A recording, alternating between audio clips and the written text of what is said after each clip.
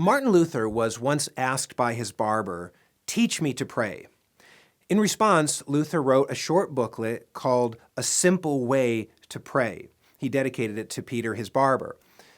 And in this booklet, Luther recommends for those who struggle with cold, sort of repetitive prayer lives to do three things: to memorize the Lord's Prayer, the Ten Commandments, and the Apostles' Creed, and use their truths to help shape our own prayers.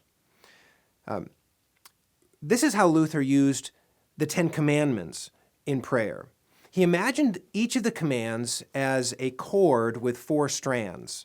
There's the strand of the commandment itself, first of all.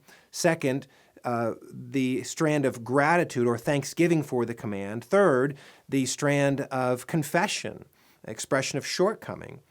And fourth, the strand of prayer for God's help with regard to that command. So let's consider how Luther would have prayed through the seventh commandment, or according to the Lutheran numbering, the sixth commandment, you shall not commit adultery. So first of all, Luther would meditate on the command itself.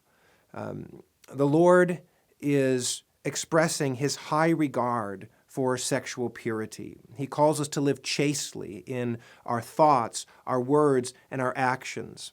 He also calls us to honor the sexual purity of our neighbor's wives, daughters, all of those who are answerable to the Lord and for whom the Lord cares. The Lord calls us to even honor the reputation of our neighbor's sexuality. So Luther would ponder the commandment itself and try to fix in his mind what the Lord wills in that command. Second, he would express gratitude for the gift of that command. He would thank the Lord for having high regard for human sexuality. He would thank the Lord for providing stern penalties for those who violate their neighbor's sexuality. He would thank the Lord for providing protection through civil magistrates and other helpers in society for the protection of the weak. So he would thank the Lord for the command. Third, he would confess his sins. He would acknowledge that he had fallen short of God's high will for sexuality in his thoughts, his words, and his deeds. He had violated the spirituality of the commandment, as Jesus taught. Anyone who looks at a woman lustfully has committed adultery against her. Those thoughts, those looks are worthy of repentance. He would acknowledge his sin in speech. Perhaps we've used crude jokes or shocking, sexually charged language to impress the people that we're talking with. And beyond that, we sin with our eyes, our bodies, and we confess those sins to the Lord, asking him to forgive us. And then fourth, Luther would pray for help from God, not only for himself, for his family, for the church, but for the whole world, that the world would reflect the purity of God and his expectations for us in our human sexuality.